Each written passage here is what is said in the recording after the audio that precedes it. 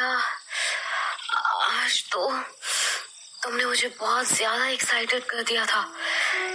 इससे पहले भी हमने कई बार साथ वक्त बिताया है, मगर आज तुम बहुत अलग लगी यार। सच कहूं तो मजा आ गया। अभिषेक ने हाँफते हुए कहा। ये सुनकर मायरा के होठों पर अजब सी मुस्कान तैर गई। उसने शरारत से कहा, तो फिर से आ जाओ ना। रुको, थोड़ी सांस तो लेने दो। मैं बस 2 मिनट में आया। कहाँ? इस वक्त बीच में कहाँ जा रहे हो? मायरा ने पूछा। आता हूँ, फिर मैं तुम्हारे अरमान पूरे करूंगा। ये कहकर अभिषेक अपने कमरे की बालकनी की तरफ चला गया। उसके जाते ही मायरा के चेहरे पर एक कातिलाना मुस्कुराहट आ गई। उसे देख लग ही नहीं रहा था कि वो जरा भी थकी है, बल्कि उसकी प्यास अभी तक बुझी ही नहीं थी। और देखते ही देखते अचानक से मायरा के खुले बाल खुद ब खुद हवा में लहराने लगे और उसके चेहरे की चमक पहले से कई गुना ज्यादा बढ़ गई और वो जोर जोर से सांसें लेने लगी, मानो उसके अंदर कुछ और ही चल रहा हो। जहाँ कमरे में बैठी मायरा के रंग रूप अलग ही तेवर दिखा रहे थे, वहीं इन सब से अनजान अभिषेक अपने कमरे की बालकनी में खड़े होकर अपनी जेब से सिगरेट निकालता है और उसे जलाने के लिए लाइटर जलाता है। अभिषेक इस वक्त अपने 1 मंजिले मकान की बालकनी में खड़ा था और नीचे गार्डन एरिया में लाइट जलने की वजह से उसे सब कुछ साफ साफ दिख रहा था। जैसे ही उसने सिगरेट का एक कश लिया, उसकी नजर नीचे गार्डन में गई और वहां देखते ही उसका गला डर से सूख गया। अभिषेक ने खुद से कहा, ओ गॉड, लाश कहाँ से आई यहाँ? अभिषेक के सामने नीचे जमीन पर एक लड़की की बॉडी पड़ी थी जो दुल्हन के जोड़े में थी। उसने घबराते हुए जैसे ही और ध्यान से देखा तो उसकी आंखों को यकीन नहीं हुआ, क्योंकि वो लाश किसी और की नहीं बल्कि उसकी पत्नी मायरा की थी। उसने घबराते हुए धीरे से कहा, अंदर जो बैठी है वो अगर मायरा है तो फिर ये लड़की कौन है? और अगर ये मायरा है तो कमरे में कौन है? दो मायरा कैसे हो सकती है? और मायरा की जान किसने ली? अभिषेक की सांसें गले में ही अटक गई। उसकी आंखों में खौफ साफ दिख रहा था। कमरे में बैठी मायरा उसे दिखाई दे रही थी, जो बड़े प्यार से अपने खुले बालों के साथ खेल रही थी। उसे देखकर अभिषेक को अपने हाथ पैर ठंडे होते हुए मालूम पड़े। वो घबराया हुआ धीरे से कमरे में आया और वहां बैठी मायरा से पूछा, कौन हो तुम? क्या तुमने मारा है मेरी मायरा को? ओ माय गॉड, मतलब गांव वाले जिस खूनी वधू के बारे में बात कर रहे थे वो सच है? क्या तुम खूनी वधू हो? अभिषेक के सवाल के बदले में मायरा की एक ठहाकेदार हंसी वहां पहुंची। अभिषेक के कदम वहीं जम गए और तभी मायरा के शरीर की रंगत बदलने लगी। देखते ही देखते उसका चेहरा बदल गया। अभिषेक के सामने अब उसकी मायरा नहीं थी, बल्कि एक बेहद खूबसूरत लड़की थी, जिसकी खूबसूरती देखकर वो हक्का बक्का रह गया। उसका लहंगा रुई के नरम फाँव जैसे उसके गोरे बदन को छुपाने की नाकाम कोशिशें कर रहा था। उसके शरीर की आकर्षक बनावट और उसके लाल पतले होंठ और काजल से सनी बड़ी बड़ी आंखें अभिषेक को अपनी ओर खींच रहे थे। उस लड़की के बदन की कसावट और उसके काले घुंघराले बाल ऐसे थे कि कोई भी मर्द खुद को उस पर न्यौछावर करने को तैयार हो जाए।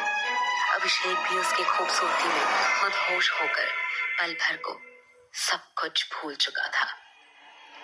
तभी उस लड़की ने मुस्कुराते हुए कहा, आओ अभिषेक, अभी तो हमारी सुहागरात बाकी है। ऐसा कहते हुए उस लड़की की आंखें एकदम से चमकने लगी और उन आंखों में देखता हुआ अभिषेक मानो उससे सम्मोहित हो गया हो और वो एकटक उस लड़की की आंखों में देखने लगा। तभी वो लड़की आगे बढ़ी और अभिषेक के पूरे बदन को चूमने लगी और अभिषेक भी उसके होठों के जादू में पूरी तरह से खो गया। अगले ही पल अभिषेक के दिमाग से सब कुछ निकल गया। इस बार उसे फिर से उस लड़की के साथ कुछ अलग ही किस्म की खुशी महसूस हो रही थी। दोनों अब अपनी चरम सीमा पर पहुंच चुके थे। वो लड़की अभिषेक के ऊपर थी और वो अभिषेक के पूरे बदन को अपने होठों से चूमे जा रही थी। कुछ देर बाद अभिषेक बुरी तरह से थक गया। अभिषेक पसीने से भीग चुका था। अभिषेक को ऐसे देख उस लड़की के चेहरे पर एक रहस्यमयी मुस्कान उभर आई और उसने फिर से अभिषेक को अपनी ओर खींचा और उसके होठों पर एक बार फिर से किस किया। पर इस बार अभिषेक को अपनी सांसें अटकती हुई महसूस हो रही थी। उसे अपना पूरा बदन अकड़ता हुआ लग रहा था और अगले ही पल अभिषेक का पूरा शरीर ऐसे सफेद हुआ जैसे शरीर से खून की एक एक बूंद चूस ली गई हो। एक आखिरी बार अभिषेक के गले से तेज चीख निकली। उसकी चीख सुनते ही वीर सिंह, हवेली का मैनेजर और गार्ड दौड़कर अभिषेक के कमरे में आए। मैनेजर ने भय से आंखें बड़ी करते हुए कहा, अरे ये अभिषेक बाबू के साथ क्या हो गया? जल्दी से किसी डॉक्टर को बुलाओ कोई। लेकिन जमीन पर पड़ा अभिषेक अपनी आखिरी सांसें ले चुका था। वीर सिंह ने अभिषेक की लाश को देखकर कहा, इसे खूनी वधू ने मारा है। जल्दी से सब उस भूतनी की तस्वीर निकालो और घर के बाहर चलाओ। जल्दी करो, नहीं तो वो और भी लोगों को मार देगी। उस वक्त रात के 12 बज रहे थे और पूरे गांव में आग की तरह ये बात फैल गई कि हवेली में खूनी वधू ने अभिषेक और उसकी पत्नी मायरा को मार दिया है। पूरे गांव के औरत मर्द अपने घरों से कैरोसिन तेल निकाल कर ले आए और वीर सिंह सहित सभी हवेली के सामने जमा हो गए। वीर सिंह ने घबराते हुए कहा, एक साथ 2-4 तस्वीरें जला दो, अगर आसपास होगी तो भाग जाएगी। वीर सिंह के कहते ही सभी ने एक साथ तस्वीर को आग के हवाले कर दिया। तस्वीरों में आग लगते ही किसी औरत की तेज चीख की आवाज आई और साथ ही मन कपा देने वाली रोने की आवाज। अगले ही पल तेज हवा से मौसम बदलने लगा तो सभी घबराकर एक दूसरे की शक्लें देखने लगे। वीर सिंह ने जोर से कहा, घबराने की बात नहीं है, ये उसी भूतनी की चीख है। तस्वीरों के जलने से उसको भी कुछ हुआ है और इसलिए वो यहाँ से भाग गई है। सभी को परेशान होते देख वीर सिंह ने कहा, आज से इस गांव में शादी के लगन में कोई शादी नहीं होगी और अगर किसी ने इसके खिलाफ जाकर शादी करने की कोशिश की तो उसे गांव से बाहर कर दिया जाएगा।